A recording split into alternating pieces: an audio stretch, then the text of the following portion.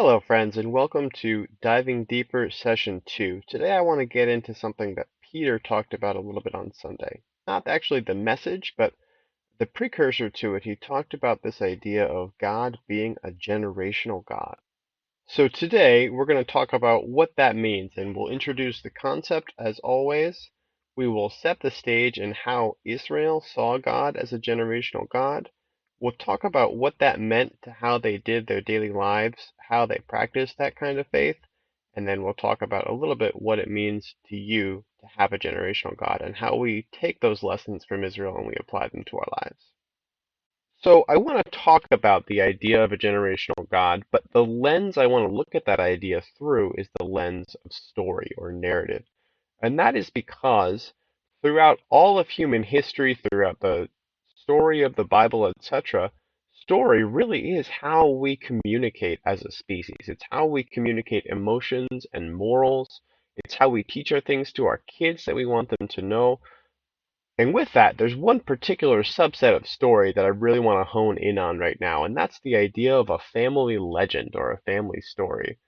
And to set the stage, think about the last time you went to a family reunion, or maybe you don't do them, but just when you had a gathering with you and your kids and your parents and maybe some aunts and uncles and that sort of thing. And think about after the meal was done and you're all sitting around the table or you're playing a game of cards or whatever, they probably started telling stories because that's just who we are as a species. And if you remember that and previous events, you probably heard a lot of the same stories. You probably heard the same thing coming up over and over and over again about older relatives who are now deceased or someone that did something really phenomenal or whatever. Even just weird tics people's had, they come up all the time. Those things become over time family legend, and they really inform a lot about what the family believes themselves to be, what kind of character they find important. So I'll give you a minute to think about those stories that do come up again and again in your family gatherings, etc. Those things are legends. What do they say about your family and what they believe? What does it present to the world as a character that's really important to you guys? I'll give you an example of a family legend from my family, particularly my mom's side of the family. Now, this is a little bit silly. It's kind of just a funny story, but it does actually, if you meet my mom's family, it says a lot about them. And so the one thing you need to know about my mom's family before we begin our story is that they all come from the Mennonite tradition. For hundreds and hundreds of years, they all been Mennonites, pretty much since the start. Okay, and so the story would take place just about any given Sunday. It didn't matter. The whole family would get together getting ready to go to church. And if you know the Mennonites, you know the whole family means like half the county or more. Okay, so you've got all these kids and they're all dressed up, ready to go to church, and the little girls are in their homemade dresses and probably wearing the little doilies on their head, and the boys are wearing slacks or whatever. And here comes my great grandfather, like the Easter Bunny, and he's walking around amongst all the grandkids and his great grandkids, and he's sneaking them all candy right before the Sunday service is about to start. Which you can imagine as a parent did not make all of the parents, or most of the grandparents, in fact, very happy. You can't give my kids sugar right before church. They gotta sit still for an hour, and so on and so on and so on, right? This wasn't once. This was like every Sunday. Okay? And my family, to this day, if you see his particular kind of peppermint, there was one little pink disc peppermint that he absolutely loved. And that's what he would give to the kids. If they see one of those in a store or someone brings some or whatever, that story will happen indefinitely. It absolutely is going to happen. It will get told. They will discuss, oh my gosh, do you remember how great grandpa used to give out candy to all the grandkids before church started? Yada, yada, yada, yada. It goes on and on and on. So much so that now that is a family legend. It's just seared into everybody's consciousness. It tells you a lot about the man, at least in his older years. Obviously, I didn't know him when he was much younger. I really don't even remember him as an old man. You know, he died when I was pretty young. But that story will stay with me for the rest of my life. So, what is true of your family? What legends do they still tell about long dead relatives or even people that are still alive that show just a picture of their character? One of the reasons we find storytelling to be such a compelling way of conveying truth is that we all understand at some level that it really connects the storyteller to the story receiver.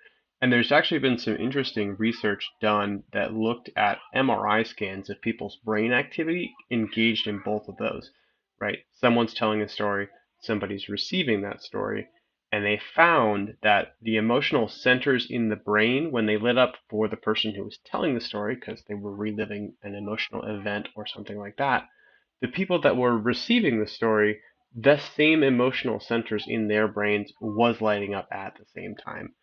The researchers actually call this phenomenon neural link, a little bit like a Vulcan mind meld, I guess, but it actually does show you when you're telling a story and you're doing it well, you're conveying not just the information of that story, but you really are conveying the emotions to the receiver. So hold on to that concept for a little bit. Put it in your back pocket because we're going to come back to it. We're going to come back to this idea that we can actually convey not just a truth, but an emotion through stories. And so let's now turn to the story of the nation of Israel. And as most of us probably know, that story begins with a man named Abram. Abram lived thousands of years ago. It was a couple of hundred years after the flood. And he is called out of his homeland, Ur of the Chaldeans, and God calls him to go to Canaan and live there and to do what he's told. What's interesting about that story is that it really doesn't say exactly why Abram is chosen in particular. It just says God chose him, and then he goes and he does. Closer to the end of the narrative of Abram, you see one event where God changes his name from Abram, meaning exalted father, to Abraham, meaning father of a multitude, which at the time is quite strange for Abraham because he has no children and he's an older man, his wife is older, and so his earthly means of producing an heir are extremely limited. Well, that's a big part of the narrative in that God does give him a child, and then he moves on from there and does all these different things. But that's not what we're talking about. What we're going to talk about is this section in Genesis 17 where God says, "And I will establish my covenant between me and you and your offspring after you throughout their generations for an everlasting covenant to be God to you and to your offspring after you. And I will give to you and your offspring the land of your sojourning, all the land of Canaan, for an everlasting possession, and I will be their God." This effectively starts the idea of a generational God, in that God says to Abraham, for you, for your kids, for their kids, for the rest of eternity, I will be their God. And he then puts some requirements on top of that. What he's establishing is a physical covenant that will be obvious to the rest of the nations. These people belong to God. That covenant, of course, is circumcision. If you don't know what circumcision is, I recommend you ask one of the elders next time you're in church. And so God has established this eternal covenant with Abraham and all of Abraham's descendants. He eventually does give him a child, Isaac. Isaac then has Jacob and Esau. And there's lots of narrative that happens in there as well, and I highly recommend you look into those as well. But what's important is that Jacob, known as the deceiver or the follower because he was the second of the twins, he eventually is renamed Israel, and that's really where the nation begins. Father Abraham, of course, is the patriarch, as they say, because that's one man to Jacob. However, Jacob is the one where the name comes from, Israel, which means wrestles with God or something of that nature. Basically, they're in contention with God, but God still loves them. Now, the story continues, lots of stuff happens, but suffice to say, the very end of this narrative, this first three generations, that is, Abraham, Isaac, and Jacob, the root of the nation of Israel, they end up with Jacob and all his kids, he's got a lot of them, in Egypt. And this, of course, is where the story of Joseph comes in, and he has his coat, and he goes and he learns to lead all of Egypt, and he saves them from famine, etc. Right? The conclusion of that is the whole family ends up in Egypt. Now, Egypt starts relatively well for the nation of Israel. At this time, it's really just a family of Israel.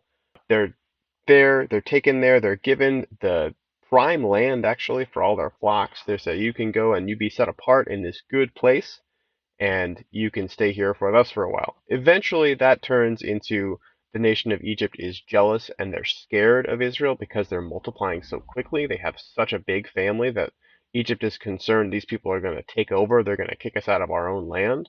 And so they begin to oppress the Israelites. They take away their freedoms, they enslave them, they make them do all this terrible work for them, etc. From that situation, the nation of Israel needs to be delivered. Well, that's where God comes in And he says, I will deliver you. I will bring you out of slavery. I will bring you back to the land that I promised to your father Abraham. And that is, of course, the land of Canaan, which they haven't been in for several hundred years. And so that deliverance from this slavery in Egypt centers around the actions of one man, that is Moses, as he leads the people out of Egypt. He frees them with the plagues, etc. Right? That's not important for today's discussion. What's important is that they leave Egypt. They're in the desert. They're wandering around because of their unfaithfulness. And God begins to give them the law. He reveals to them his heart of what he desires them to do. And this is true now while they're in the desert. But the purpose, and he says it a couple of times, is when you take up the land that you're going to be given, that is Canaan, right? When you get back to your home, this is how I want you guys to behave. And so near the end of being given this law, in the chapter 26 of Leviticus, which is the first book of the law, God starts making promises again. And he says, if you will keep all of these commands, if you will do the things that I'm telling you to do, you will enjoy this immense prosperity. You'll enjoy your good harvest in the correct time. You'll get the rain that you need for your land, etc., etc. It goes on and on and on. He's going to be super good and faithful to them. And then he flips over conversely and he says, if you do not do these things that I'm telling you to do, here's all the really bad things. And if you read the list, I didn't really get into it here in the slides, but the list is progressive, where it says, at first, these things are going to happen and they're bad. And if you still won't listen and you still don't remember me, then these things are going to happen and they're even worse. And it goes on and on. There's like 3 or 4 tiers of ensuing badness before God finally says, okay, and at the end of all of that, if it took these 4 levels of punishment before you repent and you are willing to remember and come back to me, if you do, if you repent and you come back to God, I will save you. Even though all these terrible things have happened, I've had to punish you, I've had to deport you, etc., etc. If you remember me and if you will come back and worship me and obey the laws that I gave you in the first place, I will be your God again, I will save you, etc. There is, however, one verse right in the middle of all this where he says, in the beginning, here's the good that can happen to you if you listen. And then at the end, he says, here's all the bad that will happen to you if you don't. Right in the middle, he gives them a reminder, and that's what I want to hone in on for the rest of today's lesson. And that's verse 13. I am the Lord your God who brought you out of Egypt. He gives this reminder again and again and again in the law. And what I really want to focus in on today is, why is he doing that? Why does he keep saying, I am the Lord your God who delivered you through these things? I parted the seas. I then continued to deliver you through the desert. I gave you manna to eat. I gave you this good law so you can behave well. I gave you all these things. Why does that matter to the nation of Israel? Why are they continually reminded of that? Well, I think a part of the purpose of that reminder can be found in the second book of the law, that is Deuteronomy, where Moses is still writing. It's very similar to Leviticus, but he does a little bit more expounding on the whys and the hows, and why does this law matter and why should you follow it. In chapter 6, he makes a really interesting statement, and he says, I'll read the whole thing. And these words I command you today shall be on your heart. You shall teach them diligently to your children, and you shall talk of them when you sit in your house, and when you walk by the way, and when you lie down, and when you rise. You shall bind them on as a sign on your hand, and you shall be frontlets between your eyes. You shall write them on the doorposts of your house and on your gates. In other words, the words of these laws in one, but I think personally, really the stories that God is telling here of the Exodus, of his faithfulness, of his promise to Abraham, Isaac, and Jacob, those things were to be a daily part of their lives, every aspect. When you're sitting at home and you're eating dinner as a family, you talk about God's goodness and his rules. When you are raising your children, you continually remind them, this is the God that did these things for us. That's why we worship him. That's why he is our family's God from generation to generation. When you're building a new house, when you're constructing a dwelling for your immediate family, it shall literally be as a part that holds up your front door that says, right here in this house, we worship the Lord. And so let's put ourselves in the shoes of the nation of Israel, I guess more appropriately, in the sandals of the nation of Israel. If you're given that charge, you're told to make this law, make everything about the Pentateuch, or the first 5 books of the Bible, make it front and center in your life as you go into this new land and you take possession of it. What would you do as a parent? How would you make that happen? Would you just continually recite the laws? Would you continue to remind your kids, hey, remember the God that gave us 25 laws about shrimp and 4 laws about pigs, etc.? No, it's not compelling. It's not memorable to think of that. It doesn't make you want to obey. But if grandpa is always telling the kids stories, hey, I was there when God parted the Red Seas. I can remember hearing the sound of the Egyptian chariots approaching. I can remember the desperation where we just wanted to get away. We had no hope, and then all of a sudden, God makes a way and we get out of there. Or you talk to the generation after that, and he says, I can remember what it felt like when the walls of Jericho fell down. I can remember what it was to see the sun stand still so that we could have the deliverance that we needed. Those are the things that compel us to remember God. Those are the things that make children stay with the faith, that build a nation that trusts in God. So now we get to the so what of the message. Why does it matter? Why do we care that Israel taught their children these stories and wanted to make an emotional connection between them and God so they would maintain this belief in Him? Which, to be frank, it obviously didn't work. Because you look at the narrative of the Old Testament, and the majority of it is Israel believes, they're good, everything is prosperous and hunky dory, and then something happens and they don't believe, and then they stray. And then somebody comes and saves them and delivers them and shows them the way to believe in God. Okay, and then they're rescued and we get back to good. And then the cycle repeats again and again and again. So clearly, we forget, and this system only works for a little while. Well, I think that it's important to remember it works among the generation that is faithful to maintain it. And so let's be that generation with our kids and our grandkids and our great grandkids if we get the opportunity to talk to them. There's an old Scottish proverb that I think really describes this phenomenon super well, and that is shirt sleeves to shirt sleeves in 3 generations. The idea behind this is one family could start out very poor, right, in shirt sleeves, so to speak. They don't have nice things. They don't have nice fancy shirts or clothes and all that kind of stuff, right?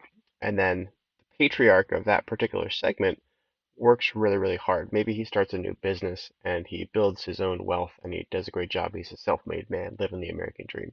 Well, that's generation one. Generation two is his kids. Now, his kids will inherit the business, and so they will probably have the wealth that he built. They will also remember the sacrifice. They will remember the hard work that their father put in to build something. They will remember what it took to get there. Okay, so that's generation two. They will probably be okay. The problem comes at generation three. Generation three does not remember the hard times when dad was working super hard and we had no money. Generation three doesn't really remember what work it took to build this business. Generation three only remembers this business has always existed. We have always had wealth. We have never had to work for it. And more often than not, generation three is going to ruin the business and is going to squander the money, and they will eventually end up back in shirt sleeves with no money. Compelling as this proverb is, it's actually really accurate as well. Scientific research has indicated that for generational wealth, and we're talking really, really wealthy people, the Vanderbilts of the world, etc., for people that should have enough to last for generations and generations, typically of those families, 70% of them are poor again by the end of the second generation, and 90% of them are poor again by the end of the third generation. So wealth doesn't last because we just don't remember, and we don't do a good job of connecting with our kids the importance of that drive, right? That first generation, he knew the drive because he had nothing. The third generation doesn't remember because they've never had to work for it. And so there's 2 aspects to this that I really want to drive home, and that is, one, we want to make sure we're making an emotional connection when we're telling these stories. Head knowledge is great, doesn't get you very far. Heart knowledge is what leads to faith. Okay, so when you're telling these stories to your kid, it's not about there was a great flood and Noah built an ark. It's Noah did something that made no sense to his worldly knowledge to the rest of the world because God called him to, because he had the faith, right? We want to make it emotional. We want to make sure we're making that connection, like we talked about in the research before, between what we're feeling and then get the listeners to hear those feelings as well. Second aspect of this that I think is almost more important and probably lost on our generation and our time and place is this is a generational thing in that each generation of the narrative has their own experience with God. So you look at Abraham. Abraham believes and he does these things that don't necessarily make a lot of sense. He makes the covenant with God and he starts this relationship that will last forever. And then he has his son Isaac, and Isaac has a very similar experience. He goes and he has the same encounter with God, or his own encounter with God, but it's generational. And then Jacob does the same thing. He has his own experience with God, and he imparts that to his kids. And they continue and they continue and they build on one another until you get to where you have this great nation that has this rich heritage of all these stories and all these things God has done for them that they can remember, they can teach their kids. And they, like I said, they make it emotional, they make a connection there. And so, what I would recommend as you're trying to impart these things to your kids, tell them the stories of God's goodness in your own personal life or in your father's life, in your mother's life, things that matter to them, people they know. Say, God was so good to me and to your mom when he did this, X, Y, Z, whatever it is. And really make sure you make an emotional connection. Let them feel how desperate you felt before you met God if you weren't really born into a believing family. How you didn't make any sense of the world. It was just so chaotic and you felt lost and alone. Convey those emotions to them. Be vulnerable, be genuine with your kids when you tell these stories. Let them know I'm not perfect. I wasn't born a believer. I wasn't born with a good self control or whatever it is, right? I had my sins, I had my problems, and then God delivered me from them. Make sure when you're telling those stories that it is really, really, really reaching out both with the narrative but also with your emotions, with the feelings, so they can hear. And when you're telling the stories of the Old Testament, exactly the same thing is true. You can read the emotions right off the page. Let them hear those whips cracking when Israel's about to be overtaken by Egypt. Let them see the water towering on either side as they walk across the Red Sea, or the sun standing still, or feel the ground shake as the walls of Jericho come down. We need to remember that these are not just stories that tell something that happened a long time ago. This is evidence of God's faithfulness, and it is meant to be a family legend that we all remember. And so for homework this week, I would like you to think again about those family legends that you have, and some funny ones like I gave would be great, but also what are the family legends of God's faithfulness that you can recount to your kids? How did he change your life personally or your father's life? Or how did he make a difference in the way that you parented, the way that you raised your kids, the way that you interact with people, etc., right? Think of those things and figure out a way that you can really convey those stories on an emotional level that is memorable, that becomes a family legend. Remember the words of Joshua, as for me and my house, we will serve the Lord, and try and figure out how do I get there? How do I tell these stories in a compelling way that makes my kids want to serve the Lord? Not just because dad does, but because we as a family have experienced something very real and make it so they want to go and have their own faith experiences. They want to have that next generational step where they can say, this happened to my dad and this happened to me.